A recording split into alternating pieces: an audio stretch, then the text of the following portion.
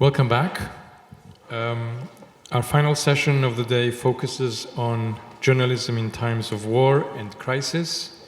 And to lead you into the battlefield of this topic is your moderator, Andris Velakauls, Head of Information Space Integration Division, Ministry of Culture, Latvia. Andris. Right, thank you. Please take your seats as quickly as possible. You've heard, I think, 21 speakers today and a play, so I can understand we're all tired. But please bear with us for this very important aspect of our discussion, journalism in times of war and crisis. And for our keynote speaker, we have the immense honor of having Olga Rudenko, who's the chief editor of the Kiev Independent. Olga is the former deputy chief editor of the Kiev Post. And this is extremely interesting because those of you who are working on the European Media Freedom Act, particularly Article 6, I recommend you take a look at how, in the effort to retain editorial independence, under Olga's leadership, the Kiev Post became the Kiev Independent. So, Olga, could you please give us your keynote speech and your perspective from the Kiev Independent point of view and experience?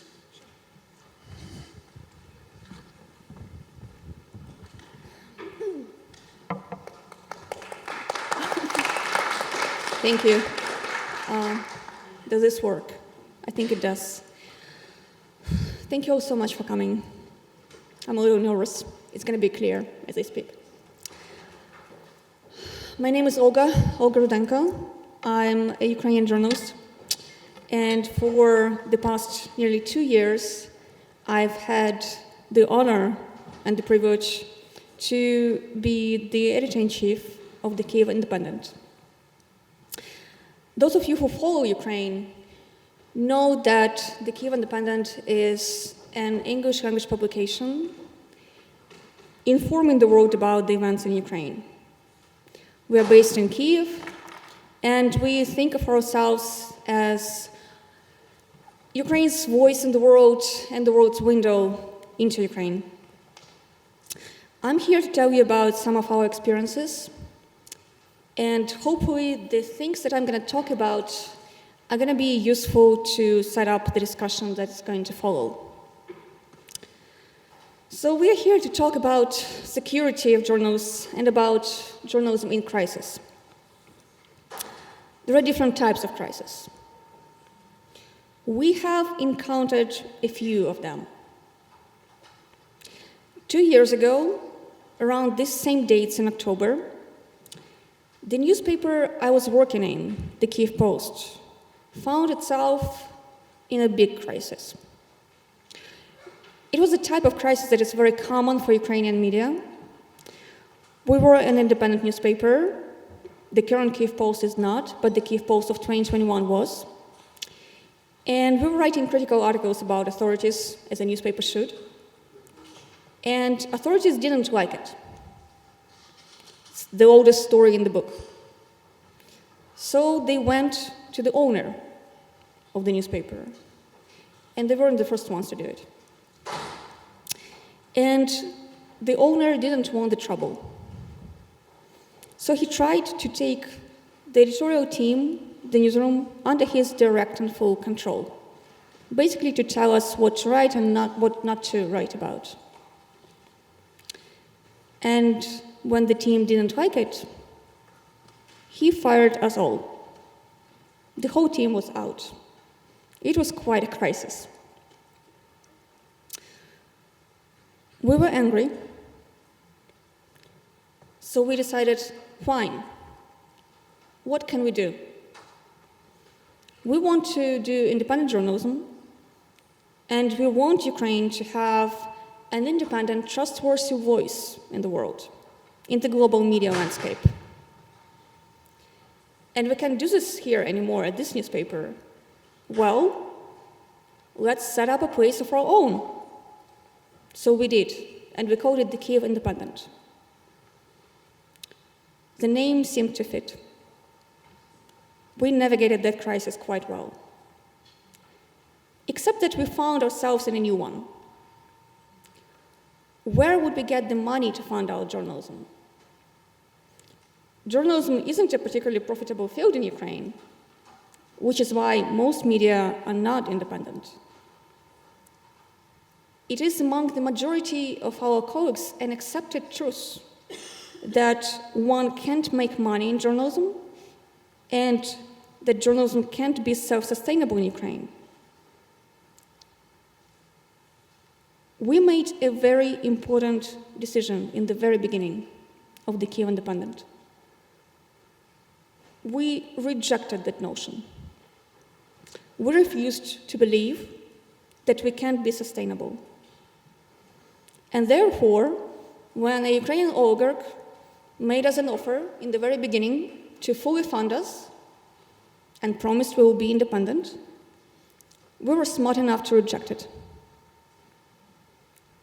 After all, we didn't leave one mini oligarch just to trade him for a bigger one. So instead, we decided that we would fight for every ethical revenue stream possible. We applied for grants, we launched advertising. Most importantly, we actively asked our readers to support us. Today we are self-sustainable, and we have 10,000 people supporting us monthly. It wasn't an easy road, and it still takes a lot of work from everyone on the team every day. But the first crucial step was made when we refused to believe that it was impossible. But of course, the main crisis of our short existence as a publication came in February last year when Russia invaded Ukraine. It was something that you can't plan for and something you can't prepare for. It completely upended our lives and our work. We had to figure out things that I never expected to have to deal with in my life. We had to shop for bulletproof vests and satellite phones. We have a Google Doc somewhere where our reporters indicated whether they want to be cremated or buried. We got through a winter of blackouts when we worked with candlelight, and we are just about to embark on the second winter like that. We have had to put together little kits of various plastic overalls and goggles and stuff like that we will need to survive if we were to be attacked by a tactical nuclear weapon. 2 years ago, I didn't even know the words tactical nuclear weapon. Most importantly, we have to work in the situation where we know that the lives of everyone we know and love are at constant high risk. When we know that our people are getting killed every hour, both in the trenches, on the front lines, and in civilian cities alike,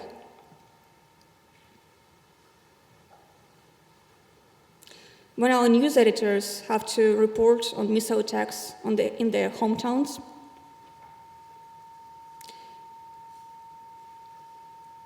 as I was sitting there preparing to give the speech, I learned that 48 civilians were killed in a nuclear attack on a single village today.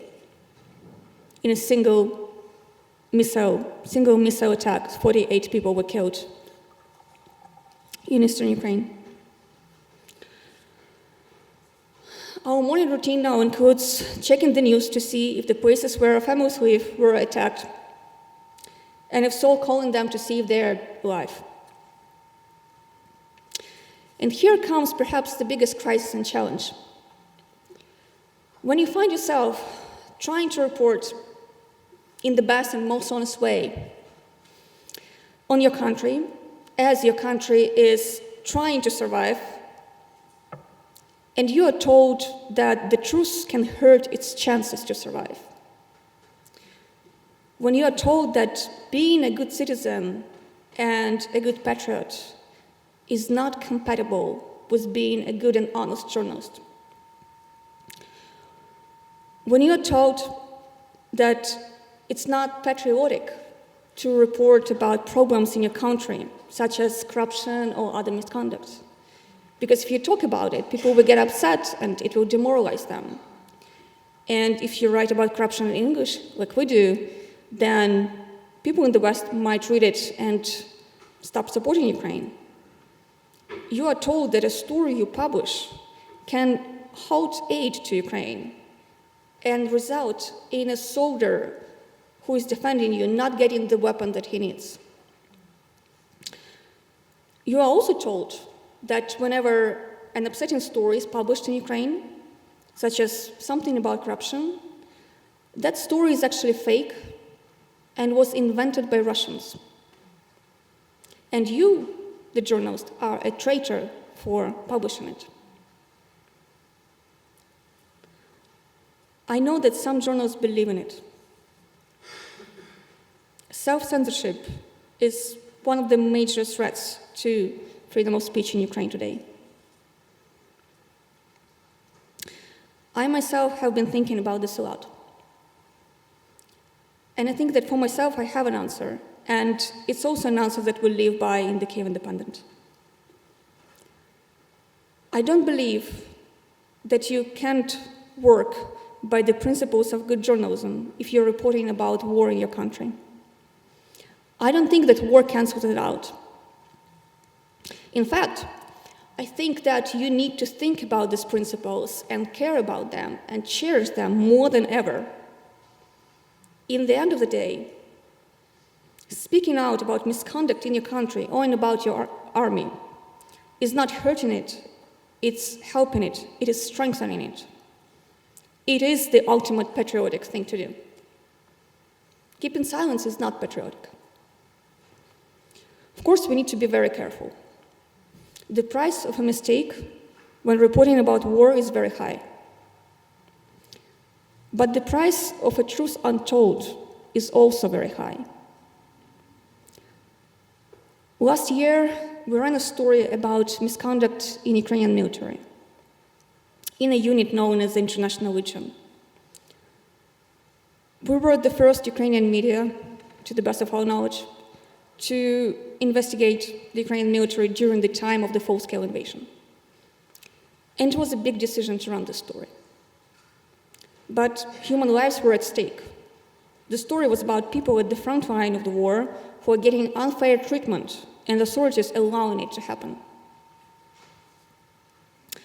We did not know what running that story would cost us, but we knew that the price of not running it was too high. And it was too high not just because human lives were at stake there, it was also too high for us.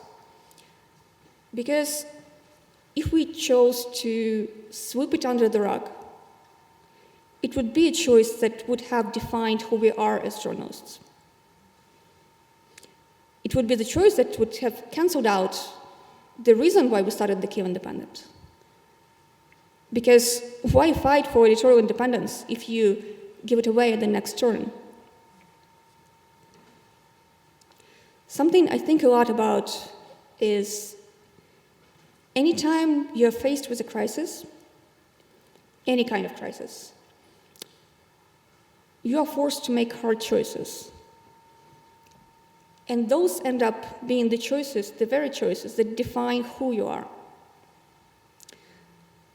I think that the example of the Kyiv Independent and that of many other Ukrainian journalists who do amazing work, risking their lives every day, I think that their example shows that even in the hardest, most challenging circumstances, there is always room for the right choice.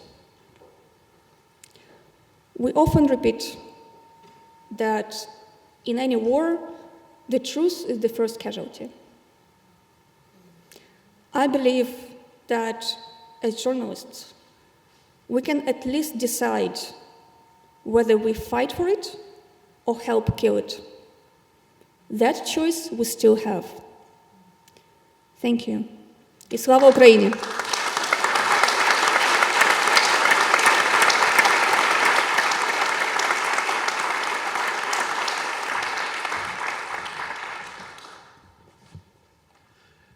Thank you, Olga.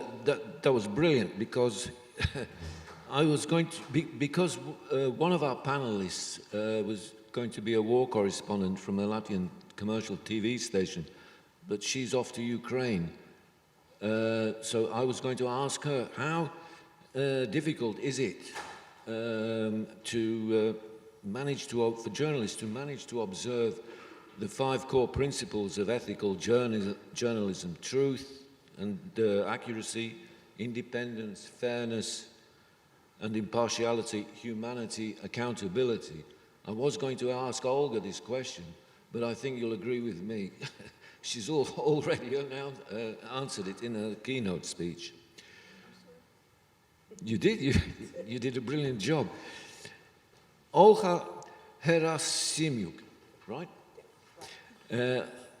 Olga I've known for some years now.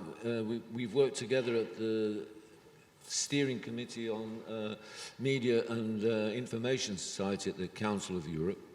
Now, Olga is a member of this steering committee, but more importantly, in the context of this discussion, Olga has been a member of the National Council of Television and Radio Broadcasting of Ukraine since 2014 and became its chair in 2020. And so, carrying on this, from Olga's keynote speech, I'd like to ask Olga, as a regulator, you have the difficult task of balancing the right to freedom of expression with the interests of national security and territorial integrity. Now, the war in Ukraine has undoubtedly influenced the decisions of our Latvian media authority, which have resulted in independent media and journalist associations going so far as to calling on Parliament to dismiss the current members of the regulator. How do you, in Ukraine, manage this very delicate balancing act?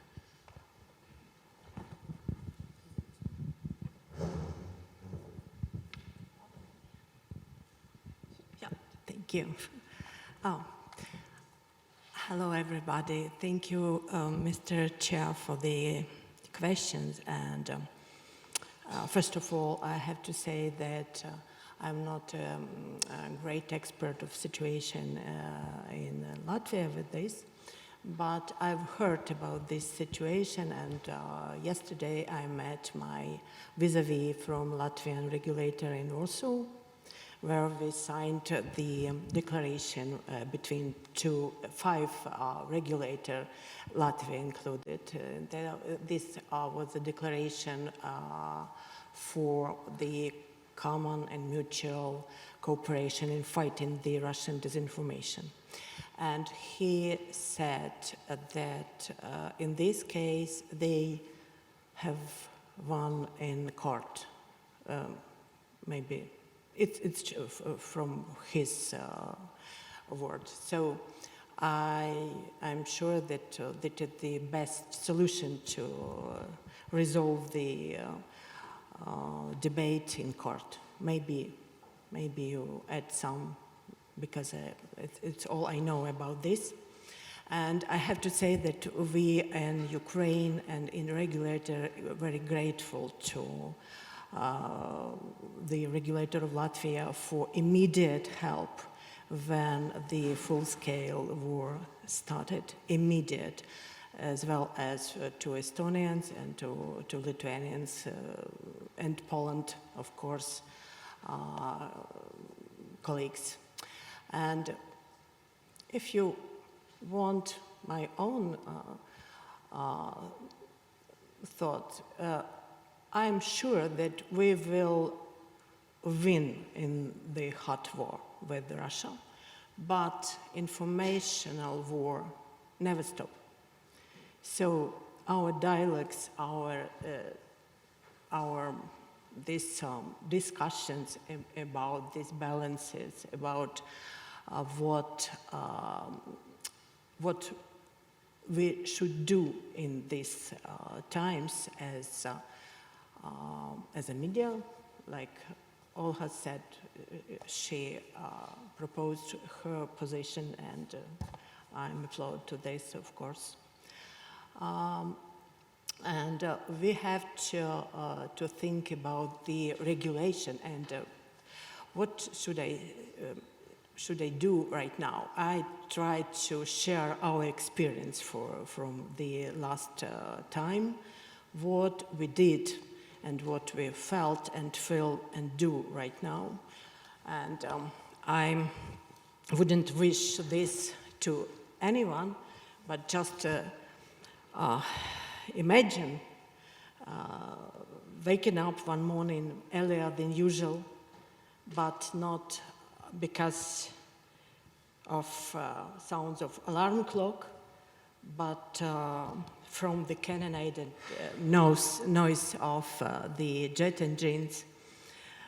You have just a couple of seconds to say to yourself, okay, started, and draw a line under your previous life, because nobody knows what happened next.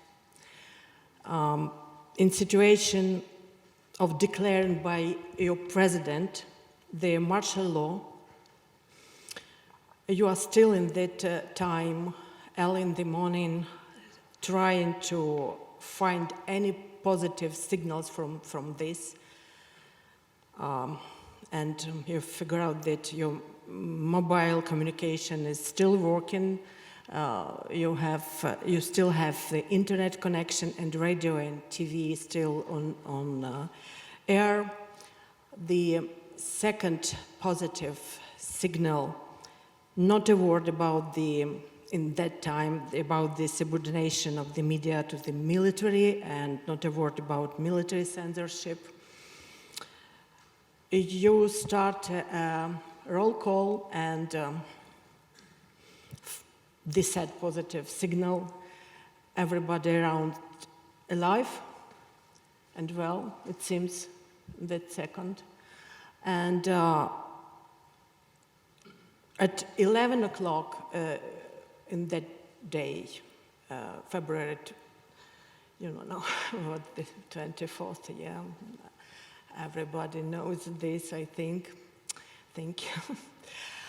At 11 o'clock, you have your weekly meeting of the Council, National Council on TV and Radio Broadcasting, to be held in Zoom remotely, because we have got accustomed during the COVID for this form. A clear understanding comes that the president didn't use any of many provisions of martial law allowing the military to gain control over the media.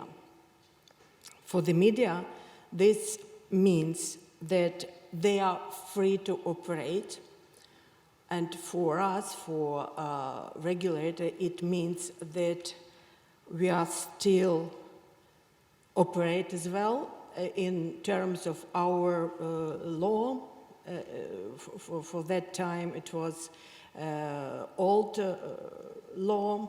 They have been changed after that.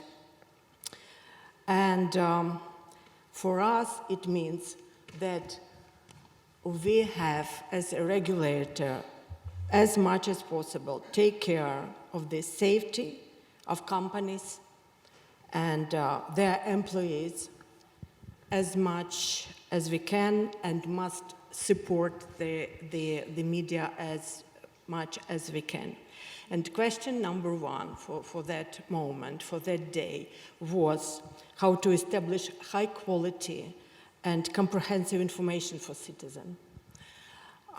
During the first day of war, the channels and radio, because we that time was responsible just for classical form of media according to our law at that moment, and They were broadcasting in informational format. But at the same time, everyone realized that actual information is lacking, as the source of information was, in that days, the President's office, sometimes speakers from the Ministry of Defense of Ukraine, and it was almost impossible to get to the places of actions, just because the locations were changing rapidly, mortal danger exists, and the war is waged throughout a long front, and there was none among journalists to summarize the information. On the second day, the four largest TV groups, together with the parliamentary channel Rada and the public broadcaster, decided to use the experience they had gained just a week earlier during the joint marathon of unity on February 16. And it resulted in creation common news marathon, like in Ukrainian, it's Єдині новини. It's still on air. This marathon produced by the 6 channels news agency with different ownership. Dozens of channels throughout Ukraine for which creating their own products became impossible because of the war, also began to rebroadcast this marathon. Even some radio networks began rebroadcasting the marathon's audio tracks. Millions of Ukrainians who spent the first days of the war in their cars, driving toward the border, later even in cellars, and sometimes been captured by aggressor, were involved into important information about the war by this decision of our colleagues from the TV and radio. On March 3rd, the Commander-in-Chief of the Armed Forces of Ukraine issued an order establishing rules for media accreditation, ensuring the safety of military and civilians, and preventing the disclosure of military information. At the same time, dozens of channels and radio stations continued to operate, sometimes from new location, usually in very difficult economic conditions, as advertising disappeared and funding was almost stopped. The media tried to get their own information from the front, from their own territories. In its turn, we as a regulator try to communicate the colleagues from media industry how to provide information, what not to spread because of ensuring of safety of military and civilian and non-disclosure of military information. It was our task at that moment as well. Almost a month later, the National Security and Defense Council of Ukraine made the only one for today decision concerning the media. Nationwide information channels should rebroadcast this marathon. All other channels, including information channels that didn't have nationwide coverage, opted for their programming independently. Yes, I see it. Just 2 minutes. So, let me maybe make my speech shorter. I should say that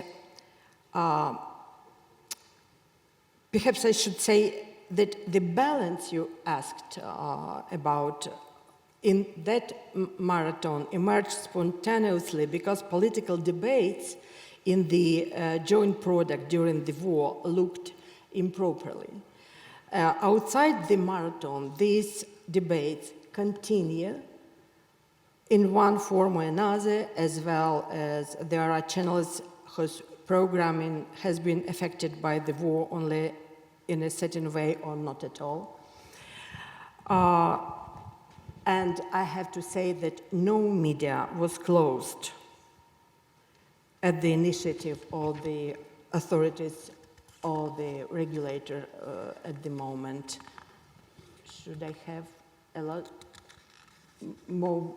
Just, okay, I'll stop here, and from this moment we'll be ready to maybe answer the question. Sorry, I'm not Thank you. impinging on your freedom of expression, but the general moderators are. Thanks for that, Olga. And this leads on get into our next speaker, Sabine Seal, who's the co-founder and director of the Sustainability Foundation in Latvia, overseeing Media Hub Riga that manages support to local as well as over 250 media workers in exile. And my question to Sabine is, we could say the work of Media Hub Riga is to mitigate the collateral damage of war and the fallout when journalism is in a crisis not of its own making. How does the Media Hub help refugee journalists and their families to cope with life in exile while still carrying on the profession of journalism? What have been the main challenges? These can be administrative, physical, but also psychological. Thank you, Andres, and it's a joy to see you all here. You survived the sitting marathon and listening marathon. I have a lot of respect for you.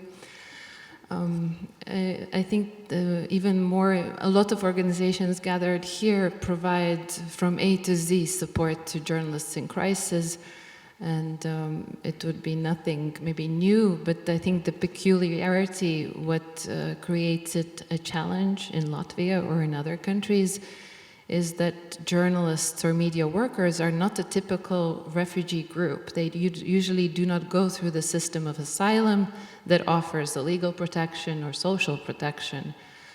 So with the journalist cases that usually migrate from country to country based on accreditation from Ministry of Foreign Affairs, we basically had to recreate this refugee support system, including social services, practical legal support, integration, immigration, medical support. And it also has caused a lot of misunderstandings, and it's a new situation also for security services, for immigration as well. It's not the typical that you have a person running away from one country, yet they're on the move, they're still reporting from hotspots, they're going to maybe going back into their country to meet with the sources or other journalists. And it has created a lot of uncomfortable conversations, and it's an unprecedented situation. And all of us, this last year has been filled with unprecedented situations, and it is understandable that policy is lagging behind. And those are the times when the NGO sector or organizations, solidarity between organizations is critical, but it is also powerful.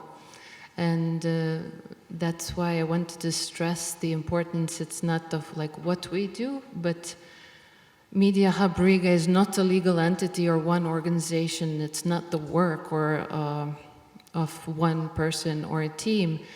It's a compilation of services of several media, NGOs, media support organizations, and many more individuals and organizations who have supported us. And that is also my hope, because I think if we start attacking each other, or if the media regulators do not listen to the media industry and journalists, if we don't listen to each other and work together, we won't win this.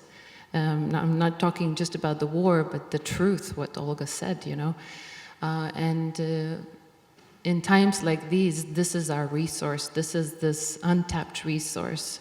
even when we lack funds, when we pull together our human kind of connection, we are all ready to pitch in and work extra hours just to help each other. And I think we shouldn't lose that humanity, that human touch. And regulation helps, but usually it comes afterwards. And so we had to navigate existing regulation that was created at different times, in peaceful times. Yet when the exile media come, we expect of them to follow rules that were made for a completely different situation, for a completely different type of media. And in these extreme situations, it is a challenge to institutions and politicians how to look beyond the rule and look at the essence of the need and adapt. And we're not always very good at changing and adapting, so, but we're learning. Thank you, Sabine. I think that was a very diplomatic reply there at the end, but I take my hat off to you. Our next speaker is Isabel Vizela Lima, MEP from the People's Party. The European People's Party is the overall. And you are the rapporteur for the report on the protection of journalists around the world and the European Union's policy on the matter. What I'm lately concerned about is the backsliding of democracy in certain member states of the Union, and especially the restrictions on media freedom. I'm just wondering, what is the essence of your report, and how do you see the EU, what is its role in promoting the protection of journalists around the world? I mean, does the EU have clout? Thank you so much. Yes, when I prepared to come here on how the EU wants or tries to protect journalists, I must say that the European Parliament, that's where I'm working, certainly stands by the journalists, and especially investigative journalists. I must say that when I see what I've prepared, it a little bit makes a summary of what I heard before, because it really nearly the same sentences. Because what we think is that these investigative journalists put so much at stake, sometimes even their lives, and those of their families, and only to tell the truth to the world. And these are words I have heard today. But I will go on. It is of paramount importance that there be a real awareness, and I insist on awareness, of the importance of journalists to our democracies. Also what was highlighted, but I think we can't highlight enough. To our democracies, as you just named, but to the democracies everywhere, and of the dangers the journalists face in that context. These dangers are greater in this world where the democracy is declining. We have also to take that in account. And then on the other side, decline of democracies, and on the other side, disinformation in all its forms that has taken phenomenal proportions, propagated by social media and by the internet in general. I would therefore like to highlight 3 points from the perspective of the European Parliament's attitude in this respect. First one is the recommendations, those of the European Parliament for better protection of journalists worldwide. They form the core of the report. I was rapporteur and was voted in the European Parliament. Secondly, but that was taken on board before, I will be very short, it's our work around the SLAPs. And then thirdly, our awareness that a hybrid war, and this is a real war, is being waged against democracy by autocratic countries as well by anti-democratic forces within the European Union. And the fact that when people think that credible information is no longer accessible, this is jeopardizing the very profession of journalists and shaking the foundations of democracy. So firstly are the recommendations contained in the report for the protections of the journalists worldwide. In order to support journalists in imminent danger, the report recommends that there should be an emergency plan for European delegations to follow. This plan should include, to be very concrete, should include visits by the ambassador or by staff of the delegation to journalists at risk, as well as prison visits, and also to attend trials. And then in countries where the democratization is in process, and at the request of those countries, we should recommend, we should assist them in designing legal frameworks favorable to promotion of journalism and the protection of journalists. And then the fight against dissemination of messages that incite violence against journalists must be waged on a global scale. And it is also important within this framework, but also beyond it, for everything that concerns the protection of journalists, that there were exchanges with journalists and training, but also for the judges that are concerned. And finally, and that is something I think was not often enough mentioned, and I will come back on that, it's that media education has to be promoted as much as possible. So, for my second point on the slabs, the investigative work of the journalists can sometimes lead them into situations of great danger, and this is then inside also the European Union, despite the rule of law. They are not immune from criminal acts or simply abusive legal proceedings, the law then being diverted from its purpose.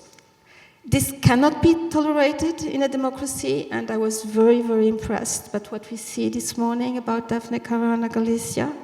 I think it's the way to really bring the things very near to the people. But we have also Jan Kuciak in Slovakia, the two names that we hear the most, but they are not the only ones. So, as regards the legislative context for abusive prosecutions in the European Union, in December 2020, the European Commission published the European Action Plan for Democracy, which includes the Anti-SLAPP Directive. And responding also to the repeated calls from the European Parliament, the Commission put forward the Anti-SLAPP Directive proposal in April 2022. Debate and adoption of the amendments by the European Parliament to the Commission's proposal took place in plenary in July 2023, and the text was adopted by a very, very large majority, so 498-4. Where do we stand now? The jury committee has initiated a procedure for interinstitutional agreements, and the next date is now December 2020. Parliament and the Council will then have to complete negotiations for adoption of the directive, so I am counting on the fact that this directive will be done before the end of this legislative term. My third point concerns the subterranean, omnipresent, and totally devastating danger of disinformation and the undue influence of sovereign powers, whose aim is to undermine our democracy. The importance of journalists is in this context quite simply crucial. In a dictatorship, journalists are prevented from working. There is no such thing as a free press. In our democracies today, journalism competes with propaganda, fake news, and conspiracy theories. But worse still, the aim of flooding our social networks and platforms with all kinds of news is to make people believe that the truth is no longer accessible to them. That in any case, they can never know what is true and what is false. And this is an indictment of journalists and journalism itself, and it has really to be addressed. We must reaffirm the links between media freedom and democracy and define ways to build or rebuild spaces that are safe for information, spaces conducive to the development of credible and reliable media. And just this week, I came from Strasbourg to here in the plenary session. The European Parliament voted on, it was named, on a report on European legislation on media freedom. In it, we highlight, and that was two things that were asked here. For example, the need for stable sources of funding and the need to protect editorial independence. We also reaffirmed the importance of, and that is what I think was missing a lot today, media education, including in school curricula to promote media literacy from an early age. Emphasizing on information and media literacy is undoubtedly one of the most effective ways of maintaining people's trust by giving them from an early age on the tools they need to ensure a broader understanding of the information they receive and to protect themselves from misinformation. From the point of view of credibility, fact-checkers also play a vital role. By lifting the veil on fake news, they help to create an environment where citizens know that they have access to credible information and we can thwart disinformation. However, they are doubly at risk. We need to be aware of this and they need to be protected accordingly. Finally, I would like to conclude with this. At a time when external aggressors are targeting European values and foundations of democracy, I personally believe that we should not hesitate to ban the channels that are the voices of disinformation of these aggressors. And allow me to say that I have little sympathy for the criticism leveled at us for banning the broadcasting of Sputnik or Russia Today. Opening up our democratic space based on reciprocity seems to me to be a perfectly reasonable attitude in line with what we can demand at an international level. We can open up when in the other country that wants to broadcast here, they open up too. I didn't mention Ukraine. I knew what you would say, and not what in the terms, but I knew how much you would be sensitive to it. So, but I want really to thank all those who are in this war and making journalism. Thank you so much. Thank you, Isabel. I'm glad we didn't get into a discussion on the Parliament's Culture Committee's report on the European Media Freedom Act, because that would take us all day. Our next final speaker is Tom Gibson, who's the Committee to Protect Journalists representative at the EU.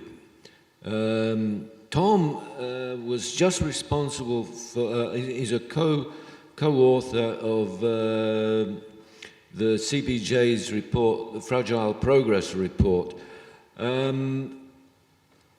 Tom, I had various questions for you, but because we've been severely restricted in time by the general moderators, I'd just like to ask you to reflect on two safety-related aspects. Of course, our attention here has been mainly focused on Ukraine, but what about the rest of Europe and indeed globally? Are there more or less universally recognized means of preparing for emergencies? How can journalists make themselves safer? And the other aspect concerns safety of journalists in non-conflict circumstances and the pressures faced by international governmental organizations such as UNESCO Europe, the OSCE, Council of Europe, and even the OECD. Everyone seems to think that they have to do something for the safety of journalists, which is a good thing, but there's possibly a danger of overlap. But I'll leave this to you to reflect on. And I've got, is this working? Okay. And I've got 7 minutes for that. Right. I mean, I think I would just like to perhaps start off by talking about this campaign and the focal points, because it actually ties into what Isabel was talking about in terms of the responsibilities that EU delegations have, and it links. I'm gonna prove that. But when Isabel talked about the different activities, you know, what we're seeing now, I think, is a very nice shifting from the fact that the Council of Europe and the European Union have these standards, and it's about the implementation now. But in particular, on the question of journalist safety, I want to stress that, and again, I co-authored Fragile Progress with Jean-Paul Marteaus, the Belgian correspondent, third row. One of the aspects that we looked at in the chapter around press freedom diplomacy was this question around EU delegations, and I would stress now that focal points under the campaign can do the same thing. Being aware, really, I mean, developing, if you like, a sort of a culture of safety, both being aware but also being supportive of journalists. And within the press freedom community over the past 10 years, there really has been a concerted effort to develop, and you can check the website of the Committee to Protect Journalists here, because we've got some good resources, but to develop material around physical security, digital security, legal threats. And what are we talking about here? We're talking about very hands-on practical advice when, for newsrooms, for editors, about making journalists safer. Physically, this can be risk assessments, this can be setting up urgency procedures, this can be planning for when things go wrong and putting in place protocols. On digital safety, we also have how to deal with this question of online abuse, smear campaigns, but basic digital hygiene. And one key thing I want to stress today is this is something that belongs to everyone. This issue belongs to everyone. It doesn't just belong to journalists. This also, I feel, and this is, you know, what was in Isabel's report, and it's something that we communicate in our advocacy locally with diplomats from the European External Action Service. They don't have to be experts on this issue. We don't require people to be experts, but you have to be aware of what issues journalists are really facing. You have to be engaging with those. This is a message, and what we find and what we encourage is that when diplomats then raise these issues with journalists, it matters. You know, it has a human impact, and journalists only, because journalists are like just very busy, it's difficult to find the time always. And so if this conversation around security takes place, and, you know, measures to reduce risk, that's constructive. And so, you know, this campaign's launching. Let's try and instill that culture of safety. Yeah, I mean, on the question of the EU delegations, I mean, in the report we touch on lots of different aspects of press freedom diplomacy, but one of our criticisms is that the EU itself doesn't always act in a uniform manner when it's either standing up to autocrats or in its response to journalists at risk. And this is also a very important point that I would like to stress, is that all legitimate journalists who are carrying out legitimate journalism have to be protected. And what we can see is that in countries where the EU doesn't have, let's say, political or trade interests, the EU is much more willing to stand up more generally on human rights, which obviously includes press freedom. The campaign is also a product of this conversation that we've been having at the Council of Europe within CDMSI about the implementation of Journalist Safety Recommendation 2016. There's also the implementation guide. And again, how I think this question is about how we develop these behavioral changes whilst at the same time pushing through our advocacy, through the Council of Europe Journalist Safety Platform, for remedy. We want to see change on the ground, and we want to see attacks on the press lessen. And that also requires concerted political will. Whilst we're looking at creating this culture of safety, it also requires political will to address these abuses within the broader discussion around rule of law reform. The question of, I just want to touch on this question of journalists in exile, because what we've seen at CPJ is this spike over 3 years of journalists in exile cases that we're dealing with. It's a real issue, and it seeks to get worse and worse. And at the same time that we are dealing with this issue as press freedom communities, we're also working in Europe in political environments where migration is a very sensitive issue. And we're seeing this sort of threat of populism, this shift in many countries to the right. And that, I think, is actually spoiling the discussion that needs to happen, it needs to take place at national level about the importance of protecting journalists. And the importance in terms of our defense of democracy internationally, the important work that journalists provide. And we have different layers here, because we've been talking, I think, about the provision of work visas over the last couple of days to Russian journalists. But we also have, for example, these temporary visas. We also have emergency visas. And what we're dealing with is that journalists often need to leave their country, not permanently necessarily, but to leave and to be able to get enough of a break so that they can return to continue their work. As we know, most journalists want to continue their work. But they're dealing with these very complicated procedures.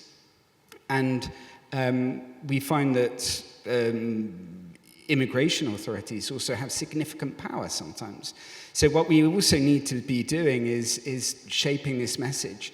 And there is a real emergence, again, of civil society action on this, not just with the press freedom community, but migration groups and human rights groups, and a real discussion around this. But quite frankly, there's a certain opaqueness from EU member states on the issue. They don't want to talk about it openly. You're probably going to give me a bit of paper saying I've got about 2 minutes left in a sec. But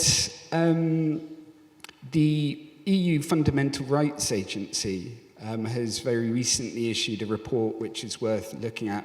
The Baltic states are included in that. It also looks at, I should add, it actually looks at emergency visas for human rights defenders. Now, for CPJ, most of our cases could be qualified as human rights defenders.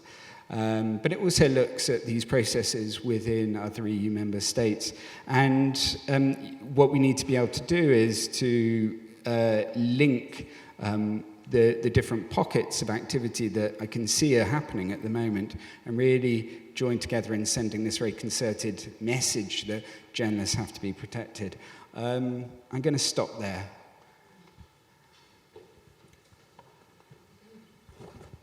Brilliant, Tom. Bang on time.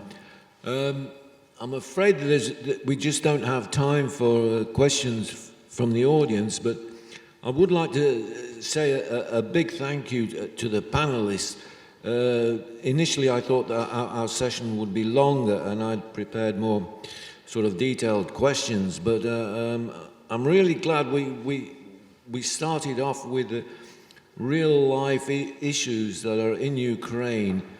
We looked at the collateral that Sabine is trying to deal with, and then we moved to I think that the political as well, in what the EU and particularly the European Parliament is trying to do, and then to the NGO side, what the CPJ is trying to do. So I think we've done a pretty good tour of the situation regarding safety of journalists in times of war and conflict. And Sabine, you want to jump in? Just wanted to add that journalist safety is also a national security issue. And I think strategically, if we want to achieve safety for journalists, we have to communicate it in a different way. Because if this was a conference on national security, it would be filled with people and all the ministers would be sitting here and it would be taken seriously. Safety of journalists, as you can see, it's not the priority on the ministers. I mean, I'm not talking just about our country in general. There's lots of urgencies, but what people or society or we sometimes forget is what we would be missing if we didn't have independent media. And it is exactly part of this national security architecture. Like in a democratic country, it's impossible to have it. So that's why today we had to run out and to have a meeting with Minister of Interior office to discuss how we can be of help in these exactly training of judges, of policemen, or providing information. Because we're living in a historically sensitive time, and when we look back, every time there's a conflict or war, there is extra wish to control messages, to control media. Freedom of speech always loses at times of war and conflict. And that's why we cannot just be talking within the sector, within the media community and ministries of culture or regulator, but also inviting security, national security issue as well, because it's a key player we can't do without. Yeah. Well, on that happy note, Jodie. Okay. Thank you again to our panel. What a fantastic panel. Please applaud them.